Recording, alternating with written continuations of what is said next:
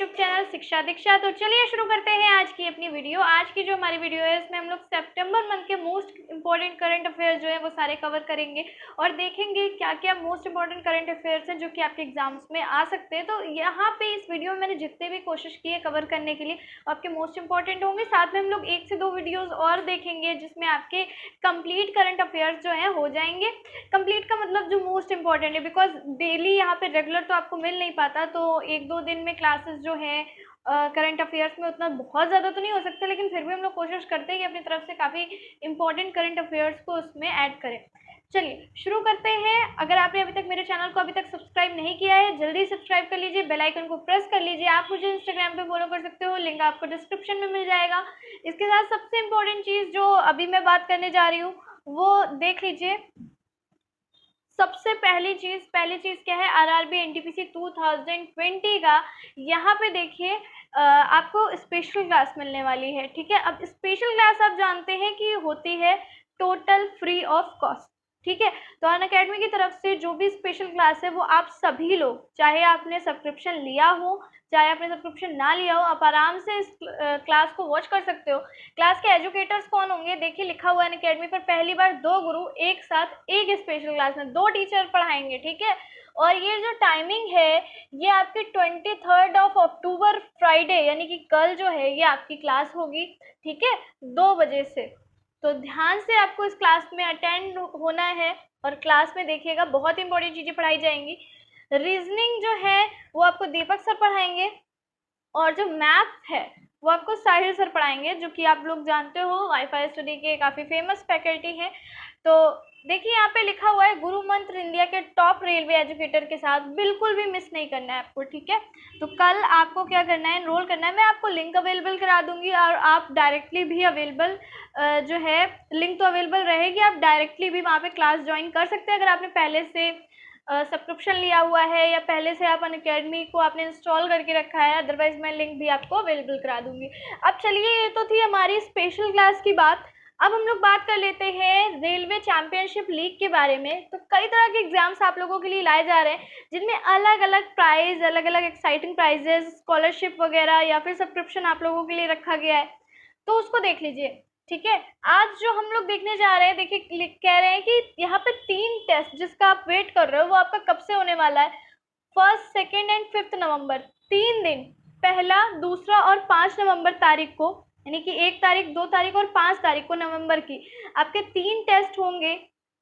ये 3 टेस्ट किस तरीके से होंगे उसका पैटर्न देख लेते हैं। पहला जो टेस्ट होगा ऑब्जेक्टिव होगा, 60 क्वेश्चंस आएंगे, 60 ही मिनट मिलेंगे आपको।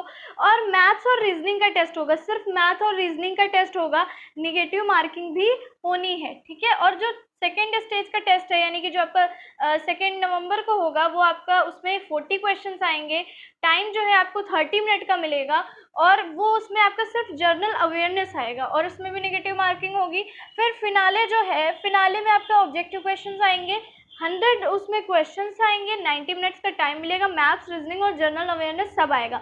यानी कि बिल्कुल आपके आरआरबी एनटीपीसी की तरीके, यानी कि 5 नवंबर को जो टेस्ट होने वाला है। और इन तीनों टेस्ट में जो भी पार्टिसिपेट कर रहे हैं उन सभी लर्नर्स में जो भी टॉप करेंगे सबको टेस्ट वाइज जो है कुछ ना कुछ ज़रूर मिलेगा। देख लीजिए, अगर आप पहले इस ग्रुप स्टेज 1 वाले टेस्ट में अगर पहली रैंक पे आते हैं तो 5,000 रुपये का कैश प्राइज है।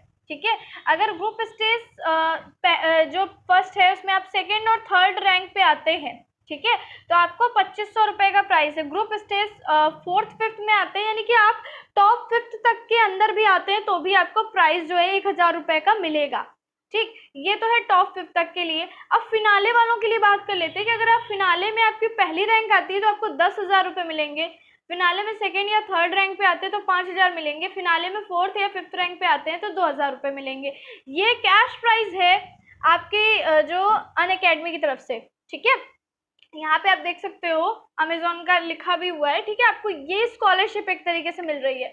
ठीक है, तो ये स्कॉलरशिप मिलेगी, इसके साथ और भी चीज़ें जो है हम लोग देख लेते हैं। वो क्या है, देखिए यहाँ पे लिखा है कि Unacademy presents RRB NTPC championship. ये जो है आपका वहाँ की जो एक तो मैंने आपको वो बताया जो आपका नवंबर में होने वाला है, इसके अलावा एक टेस्ट और है जो कि आपका 10 AM से होगा 24 अक्टूबर को। तो ये आपको ध्यान रखना है, 24 अक्टूबर को आपका ये टेस्ट होने वाला है। इसमें क्या था, ये मैंने पहले ही आपको बताया था, इसमें 1 ईयर का फ्री आरआरबी सब्सक्रिप्शन था जो कि टॉप 3 स्टूडेंट्स के लिए, यानी कि अगर आप इस 24 अक्टूबर को होने वाले टेस्ट के लिए एनरोल करते हैं, उसमें टॉप 3 यानी फर्स्ट सेकंड थर्ड किसी भी रैंक में आते हैं, तो आपको 1 साल का फ्री सब्सक्रिप्शन मिलेगा। ठीक, और तो आपको क्या करना है, बस लिखा है एक ही दिन बचा है, ज्वाइन कीजिए, जल्दी से ज्वाइन कीजिए। एनरोल करने के लिए सारी लिंक जो है मैं आपको कमेंट सेक्शन में अवेलेबल करा दूंगी, कमेंट सेक्शन में अवेलेबल है।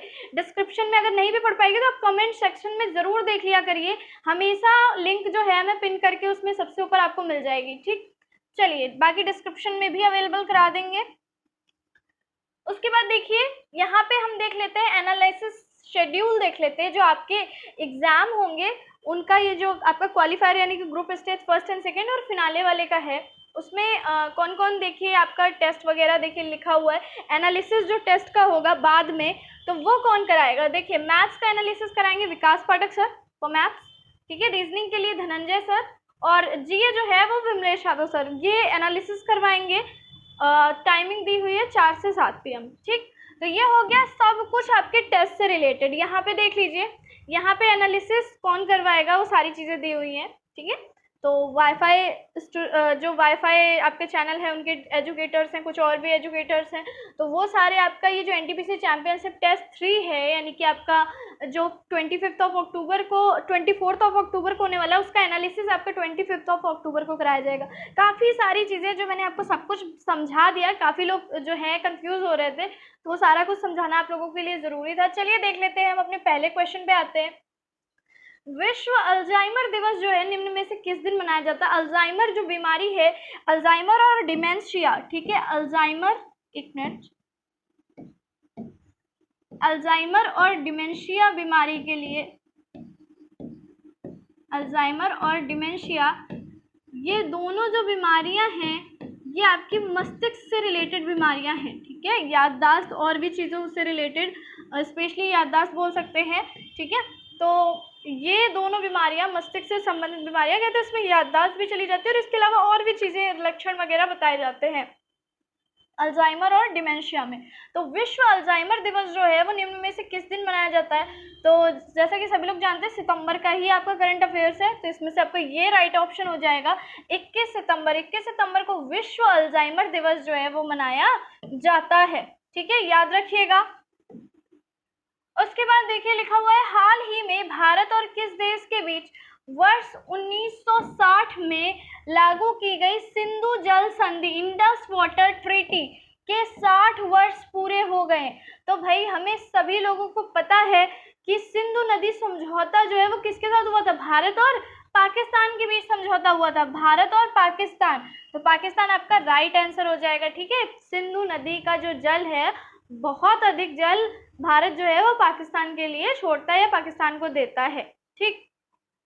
तो जो ये समझौता हुआ था इसके कितने वर्ष पूरे हो गए, इसके वर्ष पूरे हो गए 60 वर्ष, ठीक है।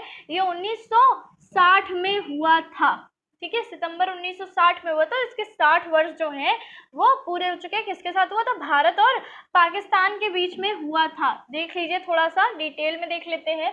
हाल ही में भारत और पाकिस्तान के बीच वर्ष 1960 में लागू की गई सिंधु जल संधि के 60 वर्ष पूरे हो गए हैं। सिंधु नदी तंत्र में मुख्यतः 6 नदियां, ये आपको थोड़ा सा इंपॉर्टेंट है आपके लिए पॉइंट, कि जो आपका सिंधु नदी तंत्र है, ठीक है, सिंधु नदी तंत्र है, उसमें कौन कौन सी नदियां हैं जो प्रवाहित होती है, किन किन नदियों का पानी जाता है।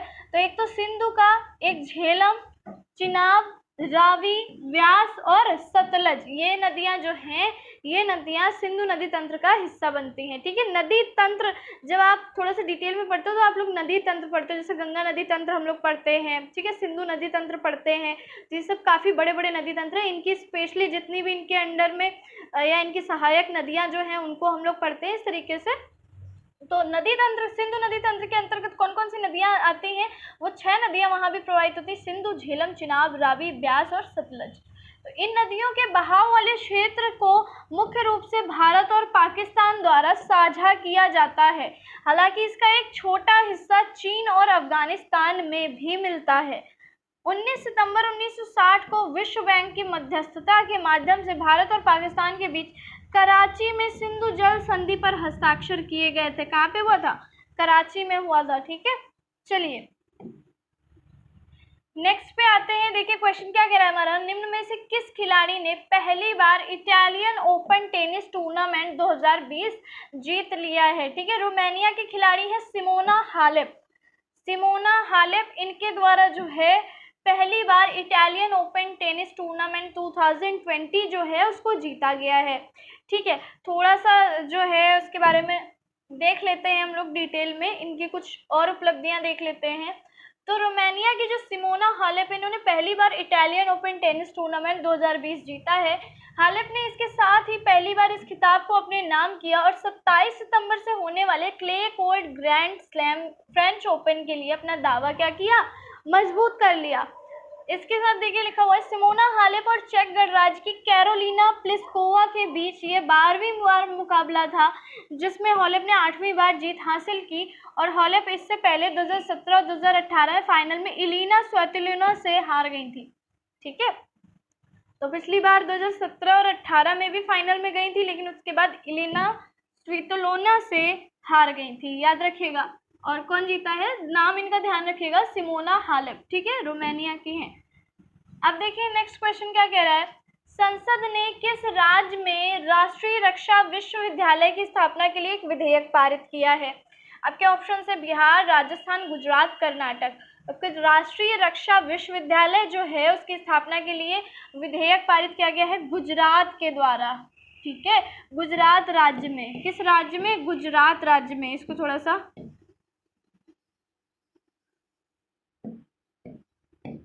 गुजरात, ठीक है, याद रखिएगा, गुजरात राज्य में इसके लिए विधेयक पारित किया गया है। चलिए आते हैं नेक्स्ट पे। हाल ही में किस राज्य में मुख्यमंत्री किसान कल्याण योजना शुरू की जा रही है? मुख्यमंत्री किसान कल्याण योजना जो है वो मध्य प्रदेश में शुरू की जा रही है। आपके चार ऑप्शन थे, बिहार, पंजाब, मध्य प्रदेश, झारखंड। तो इसमें से राइट क्या हो जाएगा? मध्य प्रदेश में मुख्यमंत्री किसान कल्याण योजना जो है शुरू की जा रही है। चलिए देख लेते हैं कुछ इस योजना के बारे में। देखिए लिखा हुआ है मध्य प्रदेश में प्रधानमंत्री किसान सम्मान निधि की तर्ज पर, जो किसान सम्मान निधि थी उसी की तर्ज पर ये अब की बार क्या चलाई जा रही है? मुख्यमंत्री किसान कल्याण योजना शुरू की जा रही है। इस योजना के अंतर्गत लाभार्थियों को 4,000 रुपए की अतिरिक्त वित्तीय सहायता, यानी कि जो किसान सम्मान निधि मिलती है, जो आपको पता है 6,000 रुपए जैसे आते हैं, और इसके अलावा 4,000 रुपए की अतिरिक्त मतलब एक्स्ट्रा जो है वित्तीय सहायता प्रदान की जाएगी। इस योजना के अंतर्गत पीएम सम्मान निधि के सभी पात्र हितग्राही किसान परिवारों को एक वित्तीय वर्ष में 2 किस्तों में कुल 4,000 रुपए का भुगतान किया जाएगा। मतलब कि 6 माह में 2-2 हजार रुपए जो है उनके अकाउंट में, किसानों के अकाउंट में आ जाएंगे। उन किसानों के जिनके जो कि ये जो पीएम किसान निधि वाली योजना का लाभ ऑलरेडी उठा रहे हैं, यानी कि जो भी किसान है ना, एक था कि इतने जमीन हो तो उनको इतने रुपए मिलेंगे, 6,000 रुपए मिलेंगे, तो उसी तरीके यहाँ पे 2-2 हजार रुपए जो है 6-6 महीने में दिए जाएंगे, यानी कि टोटल 4,000 रुपए जो है किसानों को दिए जाएंगे। चलिए आते हैं नेक्स्ट पे। नेक्स्ट क्वेश्चन कह रहा है विश्व पर्यटन दिवस निम्न में से किस दिन मनाया जाता है? विश्व पर्यटन दिवस, तो देखिए आपके ऑप्शन है 10 मार्च, 15 अप्रैल, 20 मई, 27 सितंबर। तो इसमें से राइट हो जाएगा 27 सितंबर। 27 सितंबर को विश्व पर्यटन दिवस जो है वो मनाया जाता है। चलिए आते हैं नेक्स्ट पे।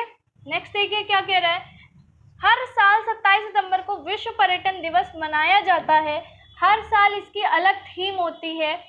इस साल का विषय पर्यटन और ग्रामीण विकास है। इस साल का जो थीम है वो क्या है? पर्यटन और ग्रामीण विकास। ठीक है, और ये हर साल किस दिन मनाया जाता है भाई? 27 सितंबर को मनाया जाता है। इस वर्ष पर्यटन दिवस ऐसे समय में आया जब दुनिया भर के देश कोविड-19 के प्रभाव से बढ़ने के लिए पर्यटन की ओर देख रहे हैं। यह दिवस दुनिया भर के लोगों में आपसी समझ बढ़ाने के साथ ही एक दूसरे की सभ्यता और संस्कृति को समझने में भी सहायता करता है। ठीक, आते हैं नेक्स्ट पे। नेक्स्ट देखिए कह रहा है विश्व मूक बधिर दिवस, मतलब डीफ एंड डम, जो सुन भी नहीं पाते और बोल भी नहीं पाते। मूक बधिर दिवस जो है निम्न में से किस दिन मनाया जाता है? तो आपके ऑप्शन है 26 सितंबर, 10 जनवरी, 15 मार्च या 12 अगस्त। जिसमें से राइट क्या हो जाएगा? 26 सितंबर को आपका विश्व मूक और बधिर दिवस जो है ये मनाया जाता है। इसके बारे में थोड़ा सा डिटेल देख लीजिए।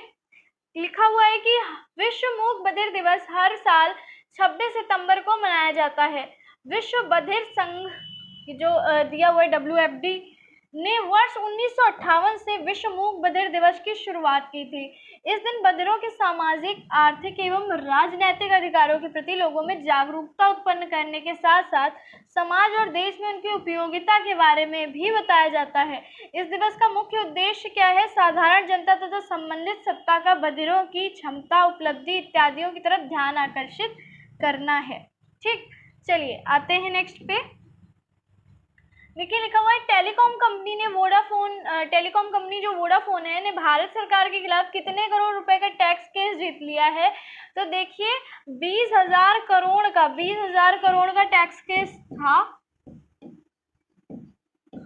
20,000 करोड़ का टैक्स जो है वो लगाया गया था वोडाफोन पे, लेकिन जिसको कि जीत क्या लिया है? अभी कहें तो अभी इस पे जो फाइनल वो आना बाकी है, लेकिन फिर भी एक तरीके से जीत ही लिया कह सकते हैं, क्योंकि ऐसा माना जा रहा है कि अब जो बात है वो पक्ष में आएगी वोडाफोन के।